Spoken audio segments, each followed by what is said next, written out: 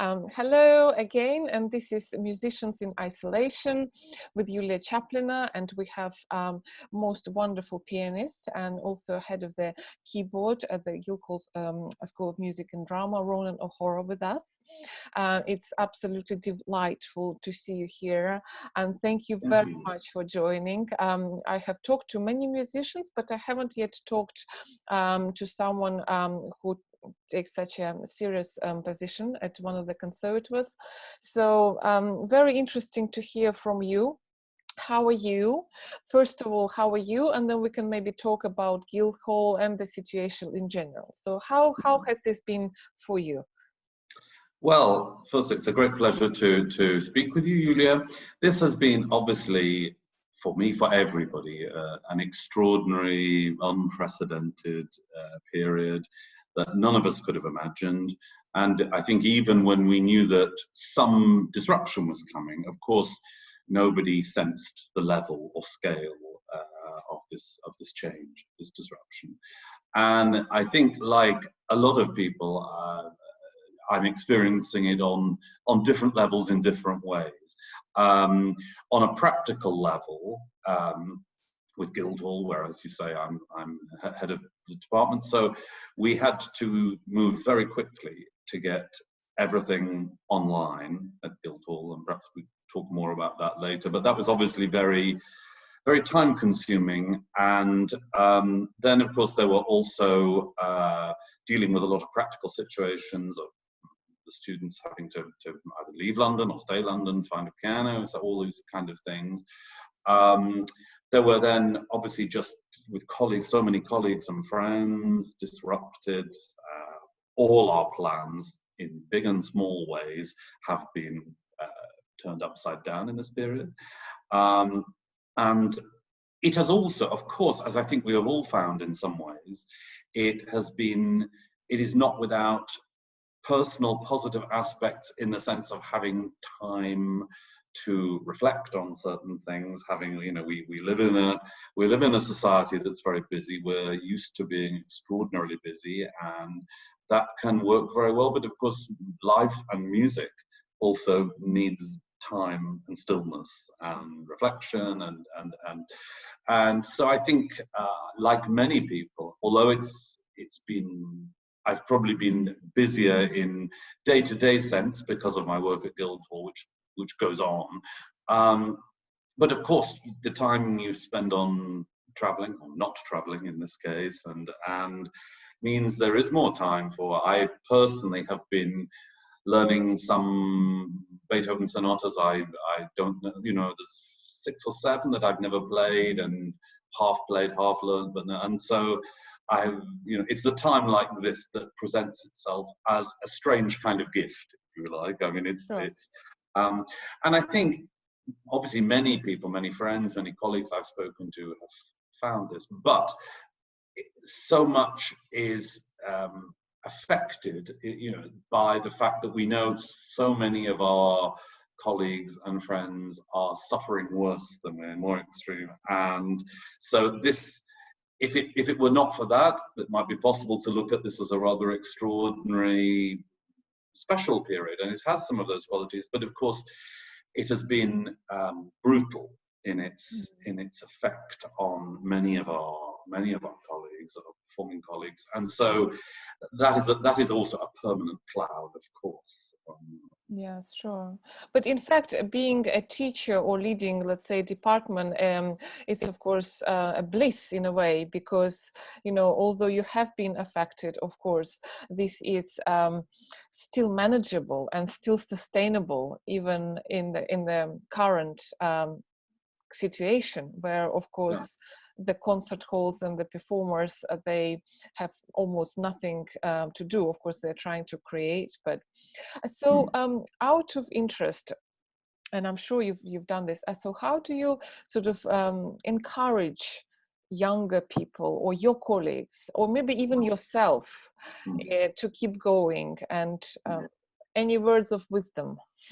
Well, words of wisdom, I don't know, but I like everyone else, as I say, this transition into a kind of emergency mode of operation has been very quick for us all. We have possibly all, many of us, done small amounts of a certain kind of online engagement, to do with certain kind of consultations at times, but obviously the wholesale move in that direction at the moment, the enforced move of that, is a very big change and a very big learning curve for everybody. I have found that while obviously you would not choose primarily to do things that way, that is not for them, but along with my colleagues, I found genuinely that it is of far more real value, and it's a different kind of engagement.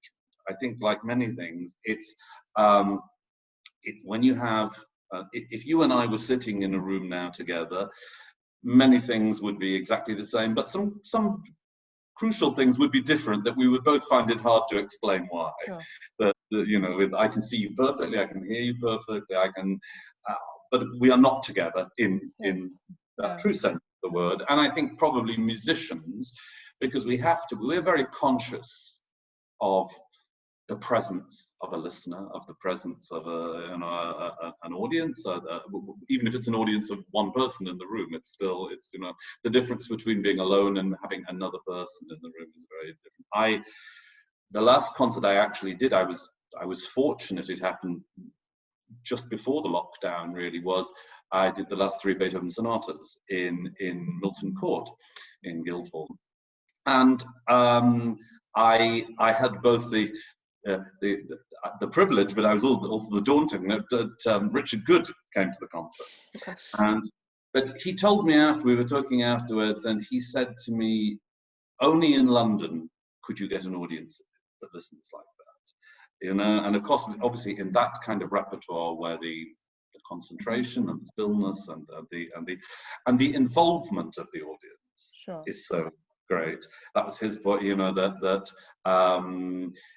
the power of 500 people being silent and listening that way.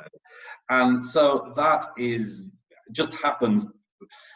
We've all experienced that many times, but coming just so close before the lockdown, I mean, the very fact that 500 people were in the hall now seems extraordinary to think, but that obviously is the aspect of any kind of online interaction that is different. But I think we have to be careful to be open-minded enough about this, because, as I say, there's a big difference between saying that you would not choose to do it that way. You would not start off and say it that way. But as we all know, it's like for us all as pianists, we are faced at times with less than perfect piano. We have to have a mindset that is naturally attuned to making not just the best out of a situation, but making a situation work in its own terms. You know, sure. But so you are, I mean, I can judge by your words, you're quite sort of open-minded, I think. And so how do you see the future, at least a sort of immediate future? Do you see it as what the Wigmore Hall now is doing, live streaming? Do you see that there is value in having what Germany is now doing, so opening the concert halls and having less people in there? What is your prognosis? Well, I would think for practical reasons, things will obviously start from the smallest scale. The hardest possible thing to imagine at the moment is when an orchestra can play Mahler's Sixth Symphony, you know, in the festival hall, or when the Royal Opera can do Aida. You know, that's very complicated. I think in terms of solo recitals and chamber music, and I think musicians will want to get back in whatever form is possible as soon as possible, and to make it grow from there. Because I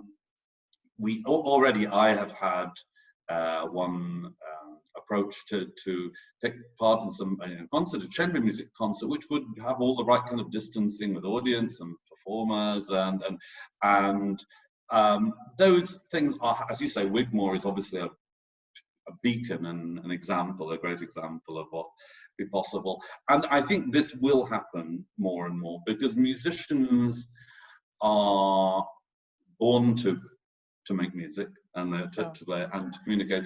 And they are also used to being extraordinarily resourceful. I mean, this is obviously a huge global problem of which we have never seen anything like this, not only in our lifetimes or before, but really ever quite like this. But musicians have been dealing all the time with continuous smaller obstacles and problems and setbacks. And you know, we have not been in something where it's been an easy and comfortable and predictable profession and suddenly it's changed. Very true. It's just, so in that sense, musicians and also everyone in the arts in this country, whether it's orchestras, individual performers, conservatoires, they are also used to dealing with a lot of issues, problems, funding, organization. You know, you have to be constantly able to adapt, able to change, able to develop, and to maximize what is then artistically possible. And that's why, you know, in one sense, that's one of the reasons, ironically, that this country and London became the great international centres they were. Yes. Because sometimes in other places of the world where things are actually a lot more settled and a lot more, you know, a lot more reliable secure, and predictable, yes, funding, strangely, it doesn't always produce the most vibrant art scene. So I am genuinely optimistic on a general level that the future is not closed. I mean, it will. I often tell the students at Guildhall that these days you really make a career much more in your own image than before. You know, when I started out, now 40 years ago nearly, there was more a feeling that you had to achieve certain things in those days to really have certain credible possibilities for career. Generally, you know, things like being accepted to record with BBC, having an agent, and those things, they were still very crucial, you know, really to a particular. They are not in the same way now. They still, obviously, the BBC is still important. Agents still have their importance in the place, but people do creatively engineer so much more for themselves now, which I think is a good, you know, when I started, you never had performers who are also ran festivals or who also, I mean, even when I started, I've been 21 years at Guildhall now, and when I started, it was, people thought it was a little unusual that I was still performing, because it is true to say that going back, I'm not talking about now, but then, which was, you know, a long time, there was much more of a feeling of divide in, even when I was a student, I remember there was the performing part of the profession and there was the teaching part of the profession. Sure. And that, now I think nobody thinks that. Sure. And because obviously if you had said to Liszt or Cortot or Busoni, you know, are you a pianist or a teacher or a conductor or a composer? They wouldn't have understood the question. Sure. Because they were musicians who, you know. And so many things I think are actually healthier now. And that, obviously, this big shock will heighten, I think, that need to have a sense of all the things that were always fundamentally musically important are still the same things. Having something to say, of having whether you have a genuine strength of empathy and attachment to the music play and something to communicate, but the ways in which you professionally find opportunities to engage with a public, I think, do develop and change and vary, and that's not necessarily unhealthy at all. You know, it's so do you see, it's really interesting to hear that. So do you think there is value in this online streaming? So do you think an artist can actually now use this time and use it for good and engage with the audience, hopefully future audiences to come. So almost like build a name, where the other resources are not, they're not available to us. But it's interesting you say that. Well, I remember years ago at Guildhall, when things like Facebook were taking off, perhaps 10 years ago, I don't know, and when people were doing things like final recitals, you know what it's like sometimes in a conservatoire. Some people have 2 or 3 people in the audience for their final recital, and some people have 100 people in the audience for their final recital. But I remember a colleague pointing out that very often the people who had many more people coming were the ones who knew had understood early about the value of this kind of communication. And those were still the days where people put up a lot of, posters on walls and things like that, and kind of persuade people to, which, I mean, that has its value, but there's no doubt about it that you have to, I think, as a young performer, as a young emerging musician, you have to have at least a professional sense of how to sensibly use social media. That's a very different thing. You don't have to post what you had for your lunch every day to everyone. There's but a sense of how to use it as a platform. It is a platform. It's not the only platform. And I think in this particular period, obviously it served a purpose for both performers and audiences starved of that feeling of live performance. And of course, there is a period where it's a very unusual fascination for people to see somebody just performing on their piano in their house. That the piano is not exactly in tune, and the people are not people are not in evening dress. That is, I think that particular reaction, which is entirely understandable and very positive, is probably a very one particularly of this time. I think interest in that kind of engagement will probably fade a little as time goes. That's natural, but it does create the possibilities for how to get skilled, not just in the technological aspects, but in realizing what works best. We all know, there's only one way to learn how to perform, and that's performing. You can't. It isn't something you can theoretically use. And I actually have a question for that, because I know, of course, from the conservatoires, I've studied in many, but I've studied actually at the college, not at Guildhall, but here. But there isn't much, I think, there isn't much talk about that side, so of course there is amazing music making, amazing,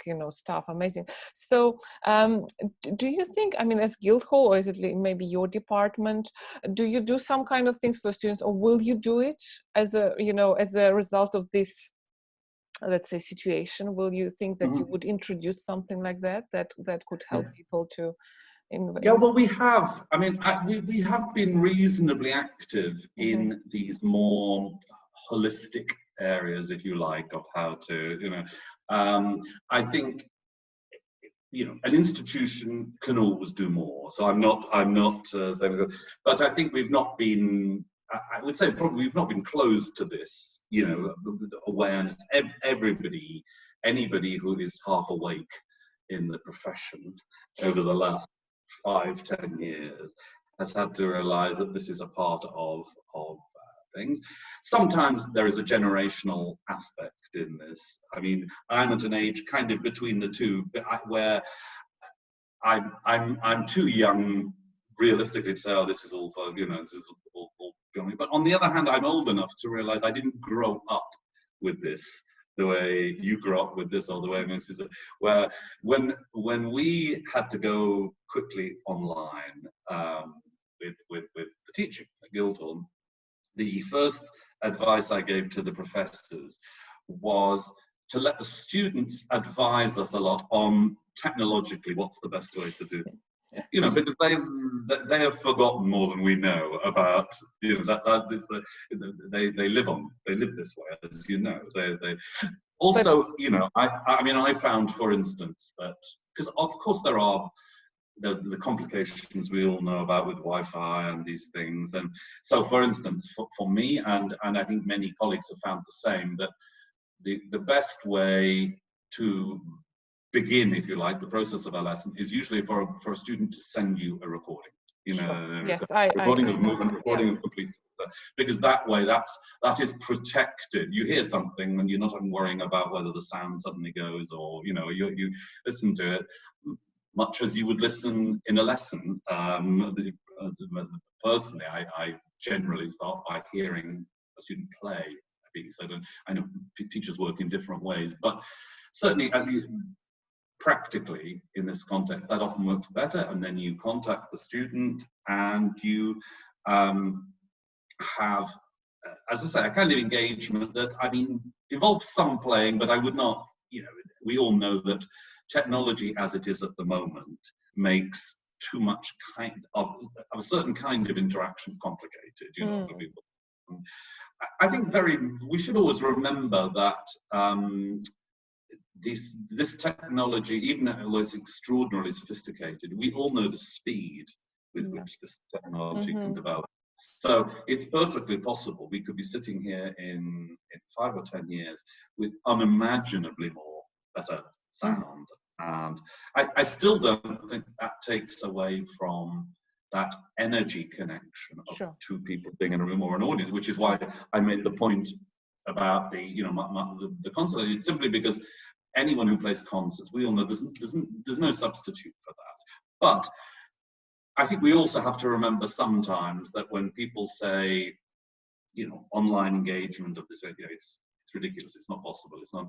I think we have to remember that many of the greatest musicians said the same thing about recording 100 years ago. You're absolutely true. Yes. They absolutely said this cannot be done. And even people who made recordings that we now cherish, like think of the Schnabel, Beethoven sonatas, or whatever.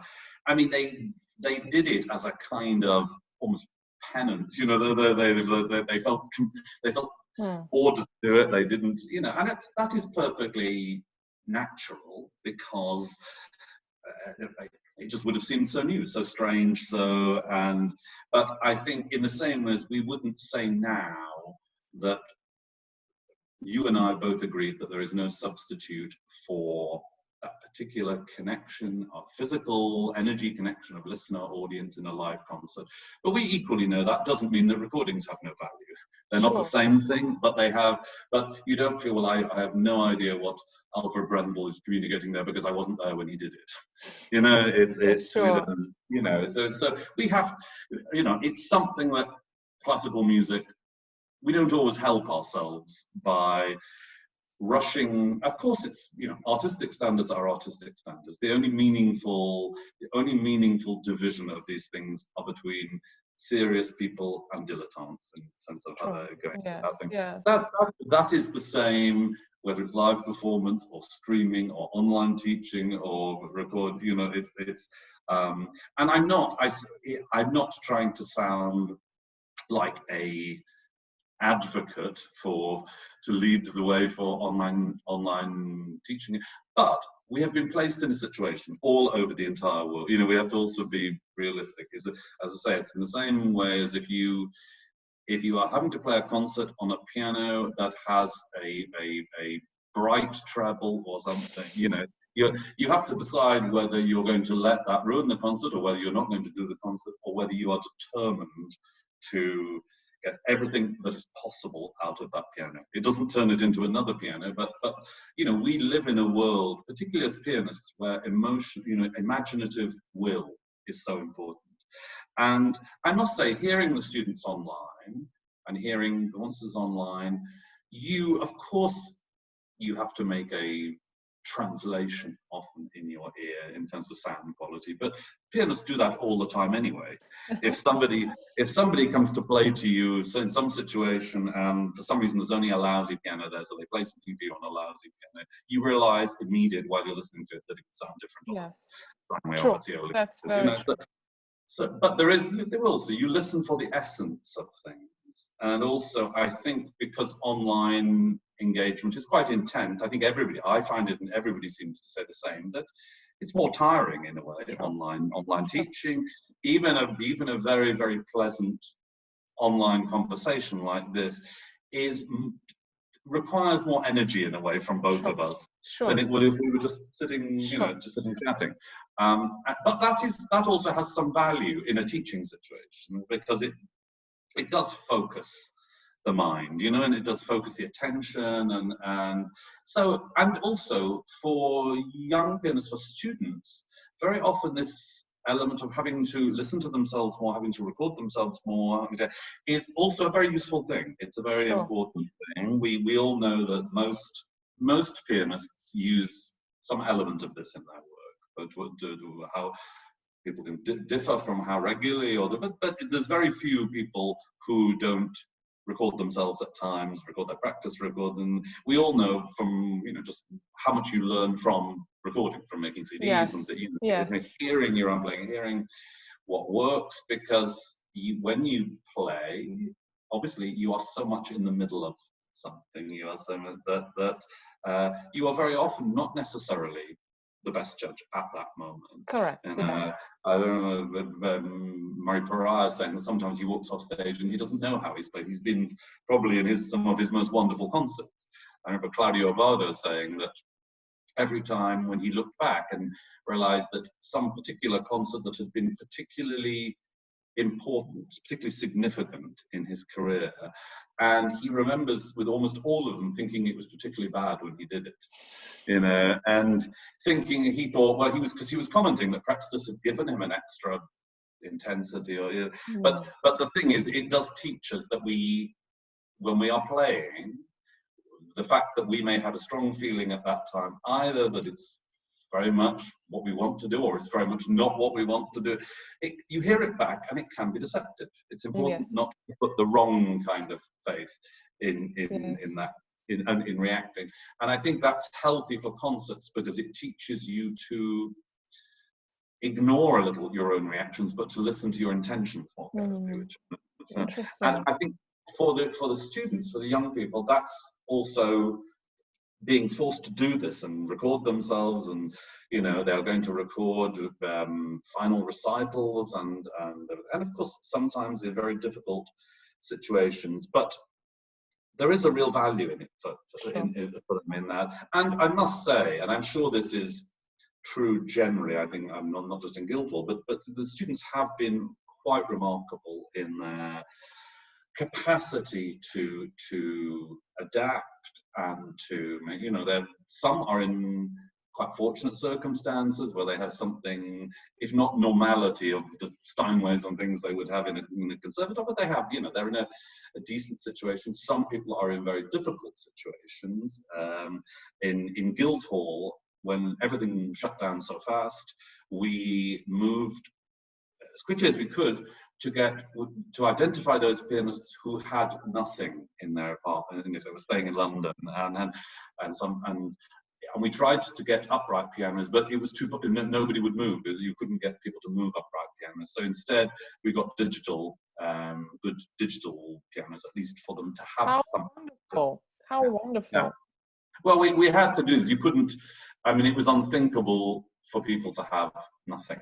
And as we all know, I am not advocating or kind of try and promote digital pianos, but equally realistically, they have a value, they have a use. Absolutely. And particularly if you're going to be in a situation where you will be practicing a lot, but in this lockdown, your neighbours will be right next to you all day as well.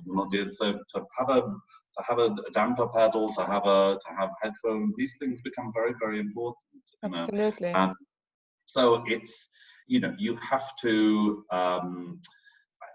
as I say, you have to be open-minded in the sense of realize we are in an emergency situation at the moment, and our job and our duty and our mission has to be to keep all aspects of our musical world as alive as they can possibly be in this.